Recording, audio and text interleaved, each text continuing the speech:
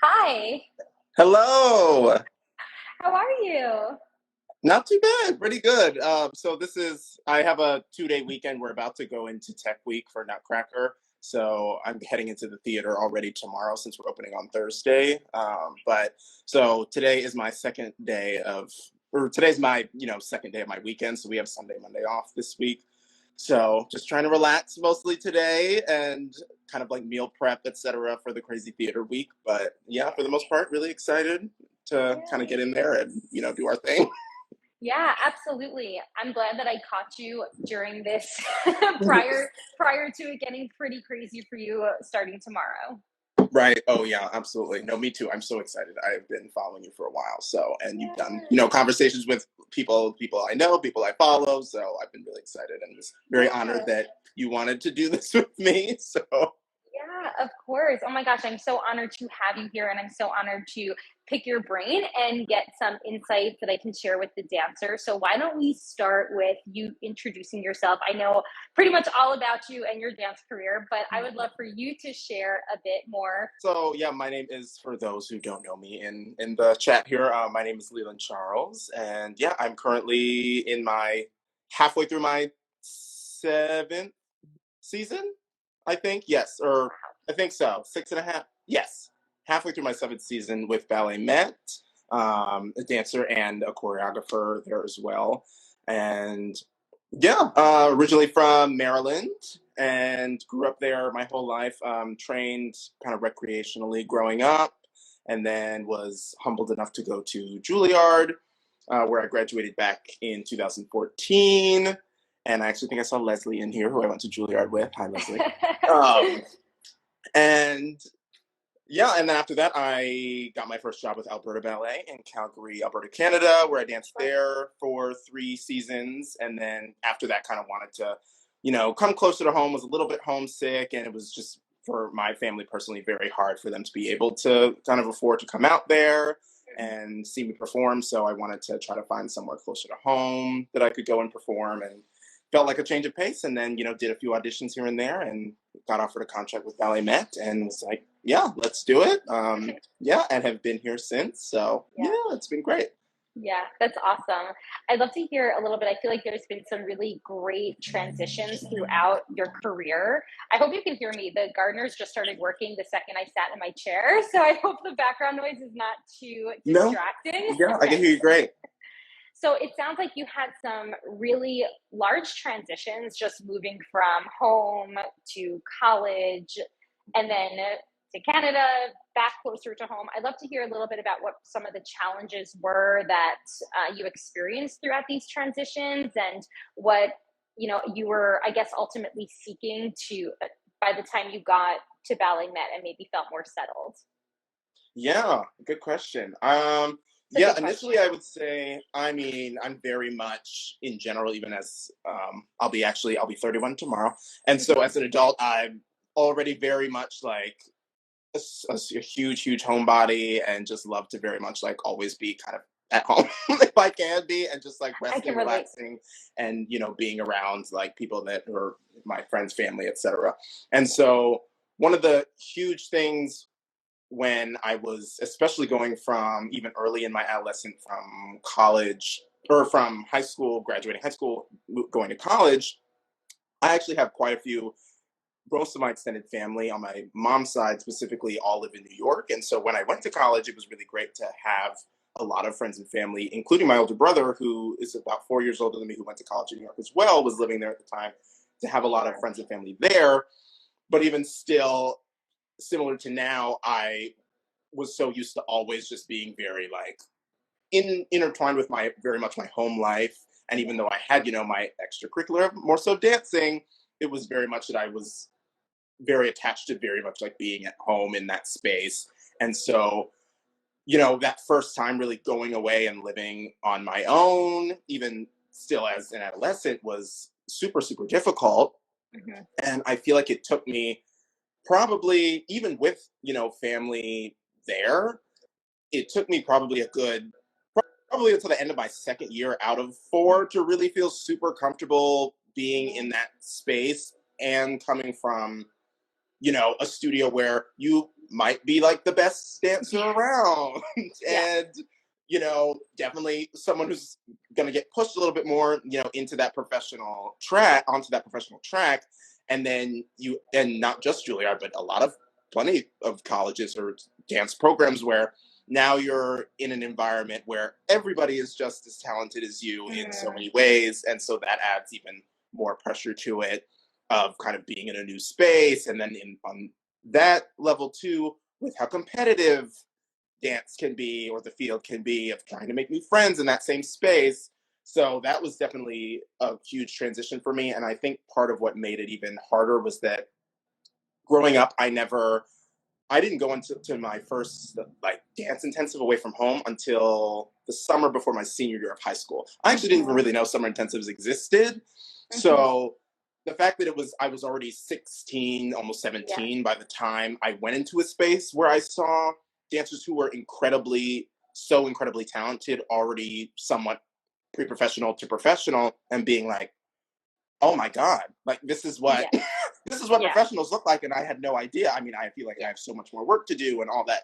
Right. So that just kind of like added to it once I moved into going to college. And one of the reasons why I thought when I was graduating high school, oh, I don't really think I'm ready yet for a professional track. And so I feel like for me, even with my dance studio owner and teachers being like, oh no, audition for San Fran now and ABT now and all these places now, part of me knew, I don't think I'm really ready for that, and needed to kind of really listen to myself in that sense and know, okay, hey, like I know I still want to go to college and get an academic background in some form, but I truly love dancing, want to end up doing it as a profession. So I feel like this is going to be the right track for me. And so I want to say, and of course the 4 years in college was incredibly difficult and challenging, but if I had to go back and do it again, I would. I mean, I got such wonderful opportunities, dancing repertoire that some dancers in professional companies don't even get to dance sometimes, and being able to learn so many different dance styles and techniques. I mean, I grew up pretty much predominantly only doing classical ballet, and then once I got into college, I was doing Graham technique, Taylor, contact improvisation, composition, Gaga my senior year, Horton, Cunningham, contemporary partnering, classical partnering. I mean, it's just everything under the sun I was doing, and I'm so grateful that I have such a versatile background now, especially with my dancing, and feel super well-rounded when it comes to it. And at the end of the day, that's, a plus when you're dancing in a company, especially even ballet companies nowadays doing very contemporary work and modern work. I mean, our first program, we had Vespers by Mrs. Dove, which is barefoot, pretty much a modern dance piece. And, my colleagues killed it. So it's, the challenges of kind of like more so not necessarily being exposed to such a huge dance realm early on was challenging from going into college, and even a bit starting my first job with Alberta Ballet. On top of that, moving to Canada and being way far away from home, and just trying to, get my feet wet in the professional experience right away, and just try to kind of embrace that and see where it could lead. And I would say now in my career, in June of 2014, I'll celebrate 10 years as a professional, and kind of looking back on it, I'm really proud of like the progress I've made. And so it's been really great to see myself grow in that sense and be so much more comfortable now with myself as a dancer, and with kind of how things have progressed throughout my own career, and being grateful for kind of just what I have in the sense of dance and finding new passions of choreography, etc., things like that. So yeah, absolutely. Oh my gosh, a lot that I want to unpack. First things first, happy early birthday. Thank you. Excited. You're a December baby. I love that. So first is just to go back to the beginning of the discussion in regards to feeling a lot of what you are speaking about feels so relatable for myself in regards to A, being a homebody, B, having a degree of comfort from being closer to home. And I think a lot of dancers, I know I struggled with this when I was shifting gears from pre-professional track to professional track, was the fear and challenge of, you know, what I didn't know. Also coming from a small studio, also where you're, you know, potentially the star of that little small studio, and then being introduced to the real world of dance and, you know, being slapped in the face with all the incredible talent that's out there. But also at the same time, so what can happen for many dancers in that sense is that it can either cause a lot of comparative mindset, or it can be utilized to fuel and motivate all the progression that you ultimately experience. And that's, it sounds like that's really the path that you were able to take with that, which is incredible. Yeah. I would love to hear a little bit more about how you were able to navigate through. I don't want to say move past, because you definitely, I don't want to say that you didn't experience a comparative mindset. You absolutely could, and maybe still do. But how are you able to navigate the challenges of a comparative mindset, being in a very high level and competitive environment, let's just say like Juilliard? No, very good question. I mean, and still, even though it's gotten a lot better for me as my career has progressed, there's, you know, there's still days where it happens a little bit naturally. But I mean, the biggest thing I feel like that truly helped me was the fact that you always have to know that you made it to where you are for a reason. You know, I mean, I'm in the field, I'm in a company, I'm doing what I love, and there's a reason for that. I was talented enough to be able to do it. I worked hard enough to be able to do it. So there's no reason why I should question why, you know, I shouldn't be here. And there's always the days where you're maybe going to look at that one person and be like, oh, just wish my leg went a little bit higher, or, you know, wish my feet were a little bit more arched. But then you have to take a second to look, you know, like MJ, the man in the mirror. You got to say, hey, I have all of these incredible qualities myself, which is why I'm able to be a person, you know, at a very high level in this field. And it really is a journey every day to really tell yourself, hey, like, I'm doing such a wonderful job today. Like, yes, my pirouettes were great today. And yes, you know, I was really strong on my supporting leg today. And it's just really that self-motivation and self-love too, which can be incredibly difficult for every dancer in this field, dancer, choreographer, anybody in the artistic field. And yeah, of course, naturally, the comparativeness is always going to happen a little bit, but the more you really tell yourself and show yourself the wonderful qualities you have as an artist is going to help you, I mean, tenfold moving forward. And it's going to make it a lot easier to keep yourself, you know, in check, you know, for yourself in the field. And because you always, especially with ballet, it's like, you know, you're always trying to achieve perfection, and you want to be able to just keep growing every day and working as hard as you can, you know, regardless of the little things, the obstacles that can hold you back each day, regardless of whether that be physical, mental, emotional. So it's really important to, even if it's just something small every day, to really tell yourself something that you did, that you know you did really well that day, or just reinventing those beautiful qualities that you have for yourself that, you know, helped you get to where you are. So yeah, I love that. I mean, similar to the work that I do with dancers, even in regards to food and, you know, fueling our bodies. And for a lot of dancers who have struggled with their relationships with food in the past and are now building new habits around reminding themselves, you know, why I need to fuel my body multiple times a day, why I need to steer clear of tempting thoughts to maybe want to restrict my food intake or anything like that.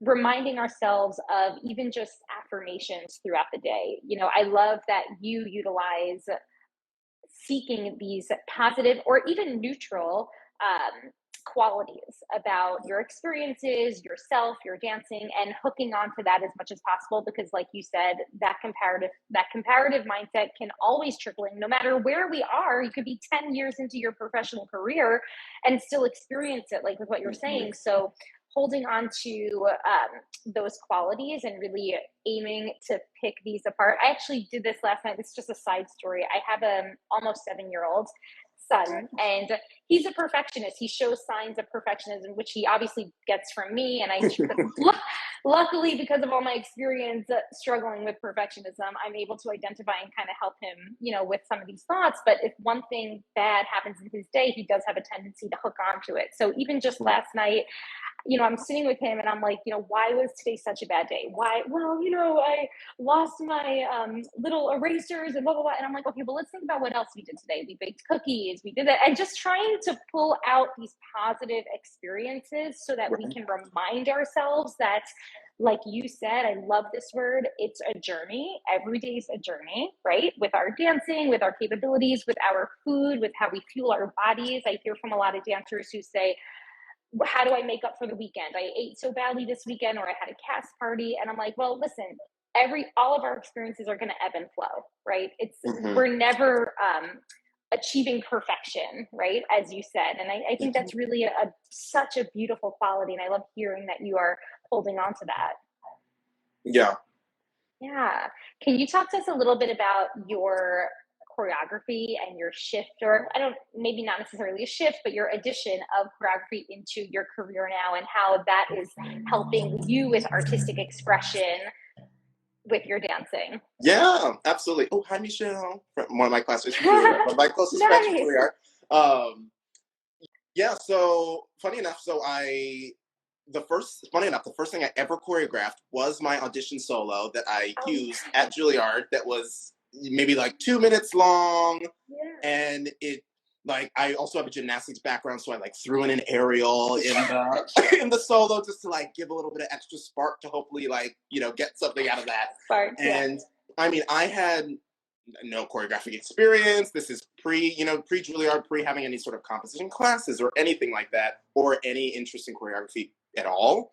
Mm-hmm. But I thought, well, I don't know any choreographers really, especially growing up, in a recreational studio where, I wasn't at SAB or anything like that, where I would have necessarily been really around any of that very closely. Mm-hmm. And so I didn't know any choreographers or anything like that. So I thought, well, my only choice is to really come up with something myself and see. Yeah. And even after doing that, the spark wasn't necessarily there. I more so just did it because I had to, so to speak. Mm. And then wasn't until I got into college when I had dance composition class for the first time and was learning more so even techniques about choreography and ideas of how to come up with different movements or styles for yourself. And every semester, each semester at Juilliard, there would be 2 independent dance workshops. So there'd be 4 each year, and dancers could, regardless of freshman to senior, could choreograph anything they wanted to, if they wanted to. And it was completely open to the public. Those shows, they were free shows, and of course, I was terrified to do that. Period. My first year at all. And so I thought, well, I'm not a choreographer. I don't ever really thought about that, so I'm gonna kind of, just shy away from that.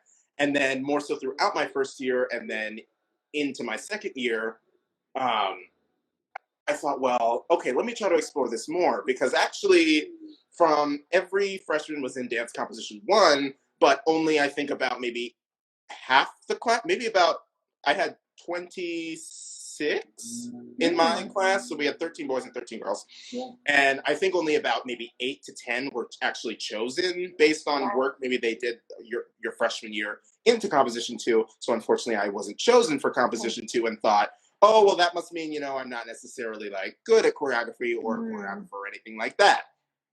And, one of those mindsets that we have to shift. Yeah. And so I thought, well, you know what? We have the workshops. I'm still going to, try to go for it, especially, now my second year. I'm feeling a little bit more comfortable, especially with my own classmates, everything. And so let me just try to create something and see what happens.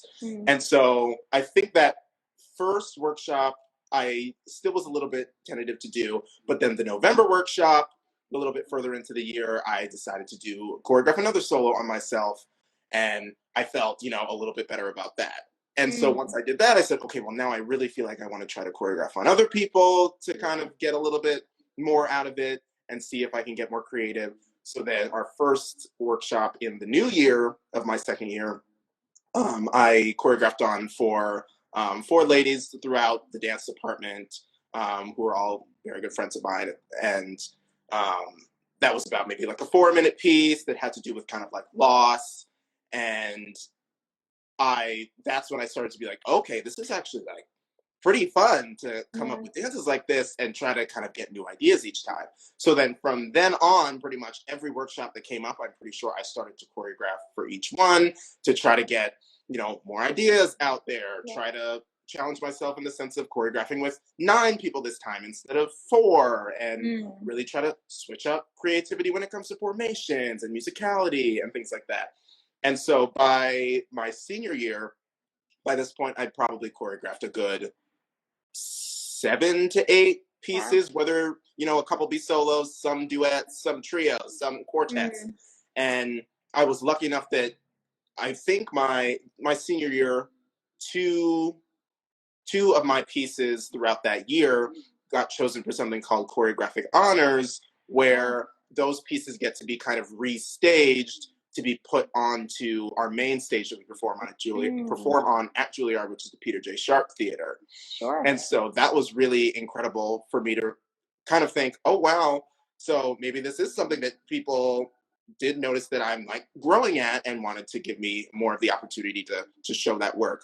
And so after that, I really started to want to kind of delve into it a little bit more. And I was very lucky that once I joined Alberta Ballet, my second season there in the fall, we did a performance called Up Close, which was more an in-studio performance where we kind of turned our big main studio into a black box where we had kind of like lights, curtains, everything.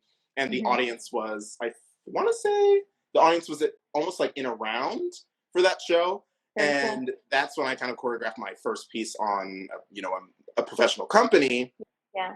And that's when I was kind of like, oh, this is awesome. This is this is like the real deal. Not that I didn't super love, obviously, choreographing on my friends Juilliard. I did, but having it on like a bigger scale and seeing where it can really grow to was also what really had me starting to love it a lot. And just so from there I choreographed about a 20-minute piece with, I believe, 9 dancers, and I was super inspired after that to like want to keep creating. So I, unfortunately, at least what my time at Alberta Ballet, those 3 seasons, I didn't get another opportunity to choreograph. But then once I came to Ballet Met, I wanted to obviously keep that moving forward. And I started to, I don't remember how it actually started, but one of my close friends who was in the second company at the time, who's still one of my close friends now, his name's Bailey Shaw, and he dances at Oregon Ballet Theater. He wanted a solo that he could use for, auditions for companies. And so I choreographed something small for him. And then, of course, now in the time of social media and Instagram blowing up more, people are posting videos and stories and things like that. And so I think then, some of his friends who were the trainee program saw that. So then it was, so a few trainees would be like, hey, I saw what you did for Bailey. Can you maybe choreograph something for me? And then one of my friends in the company, Peter, asked for a solo as well. And so it started off a little bit like that. Then I believe it was my second year where one of the directors of the second company at the time saw on social media that I was choreographing as well. To my knowledge, she liked my work. Thank you very much, Amber. And she asked me to choreograph a work for the second company, who had, and the Ballet Met second company has 6 dancers. And so at the time I did a piece with 4 dancers and then used 2 of them as covers to kind of go in and out. And so that was the first work I created then for a second company. And then the following year, I did another work for the second company. And then by that point, Edward had, of course, seen my work. And so, unfortunately, then 2020 started to come. So my first opportunity to choreograph a work for the main company of Ballet Met was going to be our last program of the 2019-2020 season. Okay. And unfortunately, the pandemic had hit, like a month month and a half Mm-hmm. before that. And so that was actually going to be a dancer choreography production, which we were all really excited about. But unfortunately, that, along with the program we were going to do before that, which was Carmen, a version of Carmen, both canceled. You know, season was cut off at March, you know, that Thursday, March 12th. Yeah. And I mean, yeah, I feel like most dancers, I mean, everybody probably remembers exactly where they were, what they were doing that day when it happened. I mean, yeah, it was like 3:30, Ever goes into the studio. It's like, sorry, this is what's going on. And it was one of those things where we thought we were coming back on Monday. And then with Ballet Met, at least, we didn't end up coming back to work until January of 2021. Yeah, so we, from March 12th through till January, I think, whatever maybe the end of that first week of January, we started back. And even then, we started back virtually for a month and then didn't get back into the studio until, I believe, like February 1st or whatever that Monday was of 2021. But that being said, luckily, when we came back, we still were kind of socially distanced in pods. So the company was split into 4. And so, you know, our 2020-2021 season kind of was was kind of just a half of a season. And so even new dancers that came in, I mean, I didn't meet some of the new dancers until probably a good, maybe like 3 months into that season, which pretty much ran from February, once we got into the studio, February to June. Yeah. And we were split in pods. My pod, including me, only had 6 dancers. So yeah, I mean, we were literally split into like pods 1A, 1B, 2A, and 2B. And so for this, though, I was very lucky that Edward still wanted to give me and some of my friends / colleagues the opportunity to still choreograph. And it was kind of a perfect time given the circumstances, because Ballet Met is very lucky that we have the Ballet Met Performance Space, which is our black box theater, which is soon actually going to be connected to the Ballet Met Artistic Studios. And so it seats about 225. I believe it's a beautiful, in my opinion, beautiful black box theater that I performed in my first season, did a Ma Kong work. Andy Shermley and one of Edward's works in there for a triple bill my first season, which was awesome. And so this was the first time we were going to be performing in there since. And I was lucky enough to be able to get the opportunity again to start a work and hopefully, you know, have it come to fruition. God forbid anything would happen again. Yeah. And luckily it ended up going incredibly well. And that was my kind of first, that ended up being my first work for Ballet Met, which was called Figurines, which had 2 men and 4 women. Or it could be just, you know, 4 dancers on point and 2 dancers on flat. And that piece ended up being like my baby. And it's funny, I only have 1 post on my Instagram right now, and it's a clip of Figurines.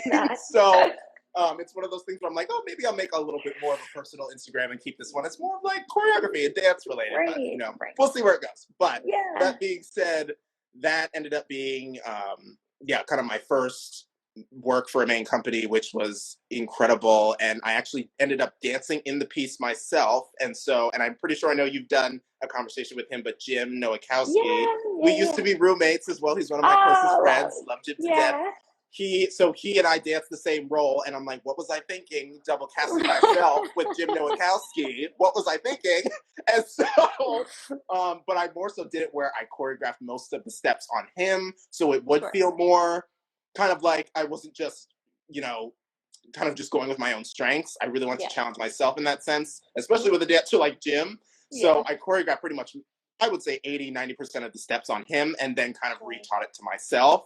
And it was difficult. But it ended up being like so incredible. We performed for, Jinx wants to be center of attention again.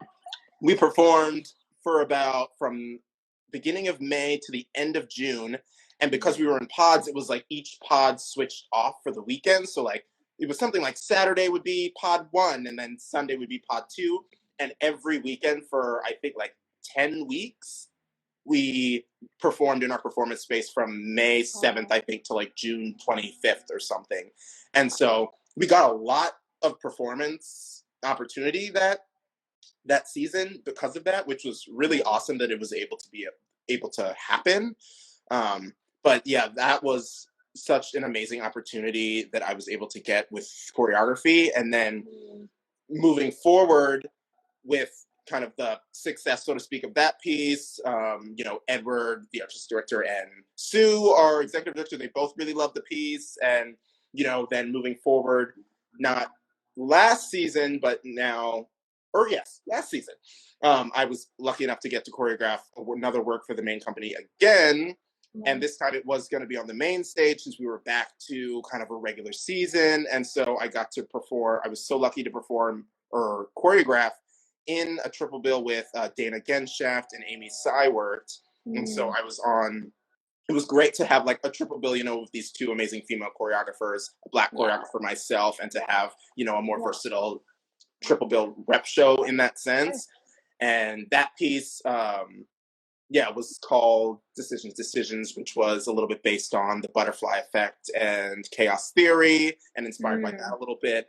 And that was an amazing opportunity to be able to have another work kind of under my belt and on the main stage this time. And so at this point, I am just absolutely in love with choreographing as much as I love dancing. And so, the goal is to really be able to hopefully do them somewhat simultaneously throughout my dance career if I can. I actually had a wonderful conversation with Amy when she was here when we had performing the Triple Bill show, and trying to pick her brain about I know obviously you were a dancer for a very long time as well, and I know you started choreographing while you were a dancer, and especially under the direction of Michael Smuin, were you able to potentially like miss a program for 6 weeks and go choreograph somewhere and then come back and perform, for the rest of the season. And she was saying that she did end up being able to have opportunities like that, where she was able to do that. And so I'm praying that that can happen as well for me in the future,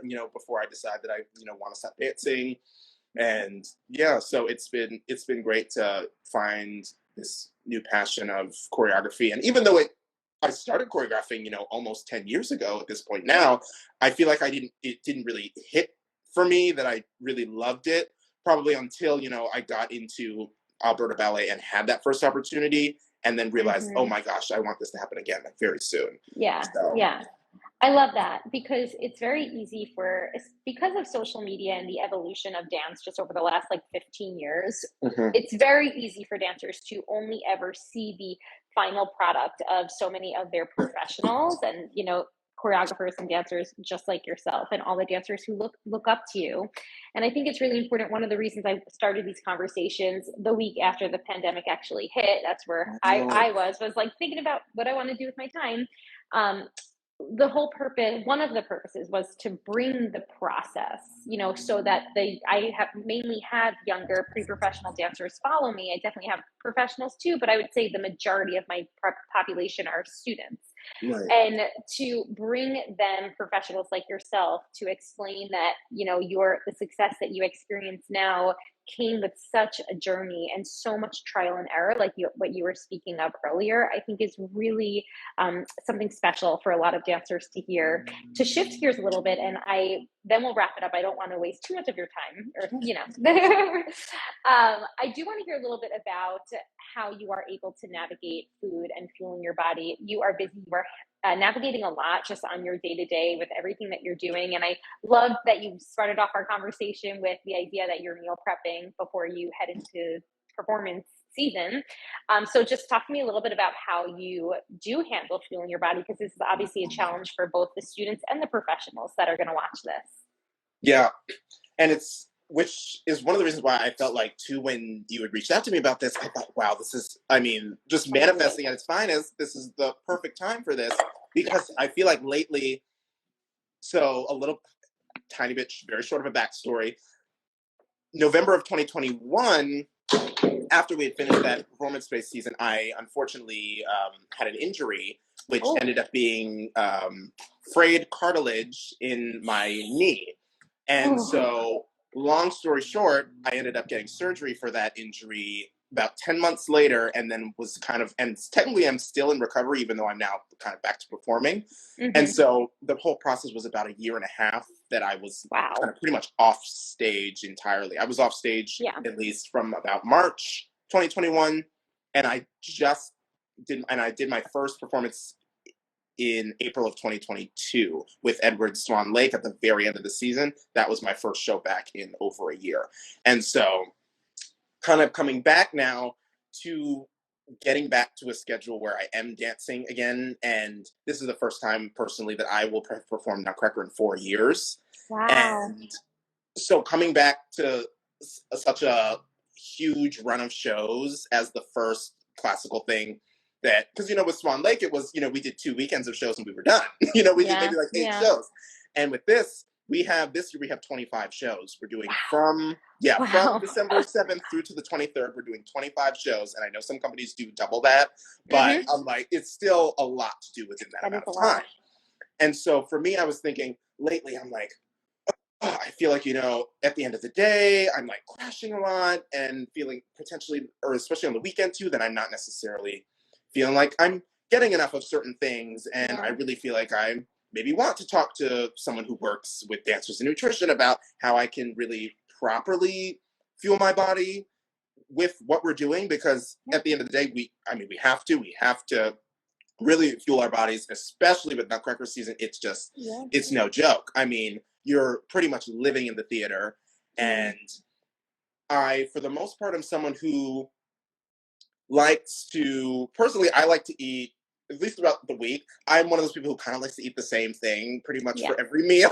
So breakfast, I'm pretty much always making the same thing, whether that be, you know, like scrambled eggs with green onion, like an avocado and either like toast or a bagel. And I'm pretty much always eating that for breakfast. And then for lunch, I'll have something a little bit smaller because throughout the day, personally, depending on what I'm doing, I may not want to dance on a super full stomach. So I'll maybe have something lighter, like a peanut butter and jelly. And then I'll have an apple and some chips or something like that. And then for dinner, it's more so I really love like having pasta, which is probably what I'll meal prep for the theater too. So, you know, pasta with meatballs or like chicken parmesan, something related to that.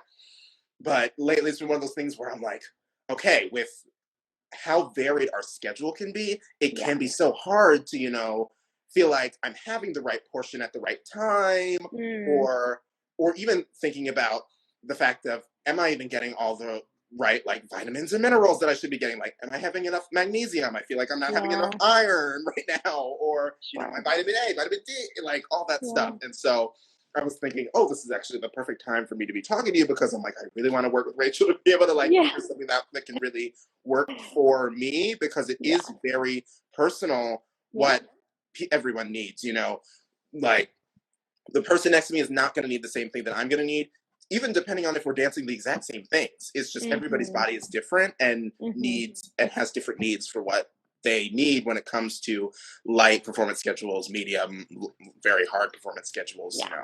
Yeah, absolutely. And I love hearing that first thing is just this knowledge of knowing that, like, I'm dancing a lot. Your upcoming performance season is extremely intense, and knowing that you need to prepare ahead of time. I often call this a proactive approach, because during this time, most dancers, we don't necessarily feel hungry, and we don't necessarily have the time to think about our meals and snacks throughout the day, but that's not a reason to not get them in. So, you know, prepping ahead of time. I love the pasta idea. I think that a lot of dancers are scared of carbs, and it's very unfortunate, because carbs are what are powering you on stage. So I love the idea of prepping pasta, especially when it comes to the fear of, am I getting some of these vitamins in during performance season? And I often say this for dancers, don't be afraid of some smoothies, even pre-made smoothies. Like, I often have my dancers drinking like some of those Orgain shakes. They're a favorite of mine, just to help make up for some vitamins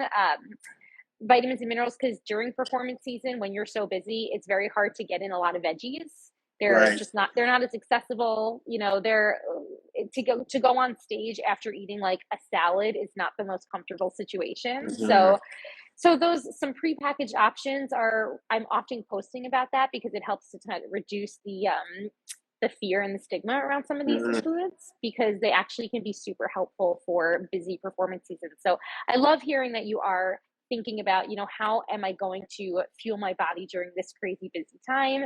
And because that's what's going to help you power through, and even to prevent, the potential for burnout later on after a performance season. Right. And I even think for me too, and with any dancer that's gone through this, that all of that on top of the fact that I'm also recovering from an injury and from Yes. surgery, and Yes. the fact that I have potentially, imbalance in my body and my muscles too, of making sure that it's, extra important that I'm really fueling properly, because I mean, it's also not just about just your health on stage, but it's it's about your physicality of being able to get everything in order for you to help prevent injuries as well. Not just, the fact of how hard we're working, that obviously we want to stay, we don't want to pass out on stage, So it's super important, especially with even like injury prevention and recovering from an injury. It's so important to keep that fuel going. And I'm very happy you mentioned the smoothies as well, because that's something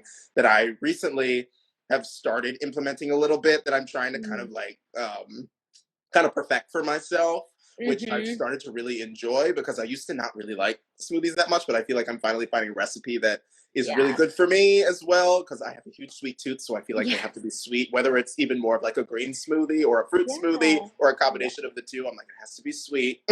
Yes, I get that. And it really will be so helpful, especially during this time, because like I said, getting in a salad or even just veggies in general can be just super hard, especially in the winter. A lot of these veggies are just not as accessible. So especially in New York, they're just not as accessible. So I would love to hear, this is the question that I ask all of the professionals who come on my series. It's a loaded question, but I'd love for you to answer it, because you provided us with such beautiful insight so far. How would you define what it means to be the healthy dancer? Oh my goodness. I know. Ooh. Oh, that's hard. But, definitely a combination of,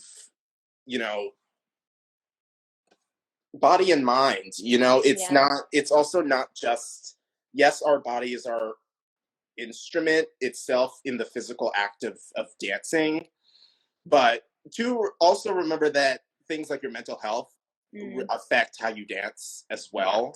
And that is incredibly important. So I really think it needs to be, just like as dancers, we want to be well-rounded in our techniques and our styles. We want to be able to be healthily well-rounded with our bodies as well, not just be, trying to be physically at our best, but mentally at our best, emotionally at our best. And Lord knows everybody deals with different things, and there's always going to be some sort of obstacle that can help kind of change that balance for yourself. But it's super important to try to find something every day that can really help all aspects of your body move forward, whether that be listening to your favorite song in the morning to just pep you up emotionally, meditate for a little bit to help you more so mentally, get in 50 push-ups in the morning before, having a very good warm-up and cool down before you actually take class or perform. And I mean, and I can't remember, there was a dancer who I was watching something on her, that it was, I think actually it was even from a couple years ago. It was Nikisha Fogo, who's now at San Francisco. She's been on this show. Oh, she has. I've had her on this series. I absolutely am obsessed with her. She's incredible. Yeah, And she also sings Sphinx Cats as well, so I love that. But I was watching a video of her on YouTube randomly that came up in my suggestions that said, and she said something really smart about, I'm pretty sure it was her who said, the work doesn't necessarily end when, when you're done dancing, or even like before you start dancing. And that is, something that's great, but something that's also really hard about being, a dancer and being an overall healthy dancer, is that you do have to really think about your body in all aspects, not just when you're at work, and not just when you're there personally for me, from 9:15 to 6 o'clock, on a regular work rehearsal week.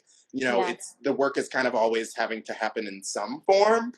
And it's a challenge, but as dancers, we're very determined and hardworking, so we will make it happen for ourselves no matter what. So Absolutely. I could not agree more. I think that's just such a beautiful testament in regards to the work doesn't necessarily just end right there. And we're, especially for dancers who can very much fixate on their work in the studio, but realizing that we can take it out of the studio and there's so much more. Everything you listed before, whether it's doing some push ups in the morning, listening to some music, doing some meditation, there's so many small little outlets that we can do that can really help to focus us and even eventually, or ultimately, I should say, enhance Yeah. the work that we're doing as Right. dancers. So thank you True. so much. This was such an honor to Yeah. connect with you. You've provided us with such beautiful insight, Leland. Thank you, Rachel. No, I was so excited. I like seriously could not believe when I got the message from you. I said, I Yay! can't believe she wants to work with me. I feel like I'm a nobody.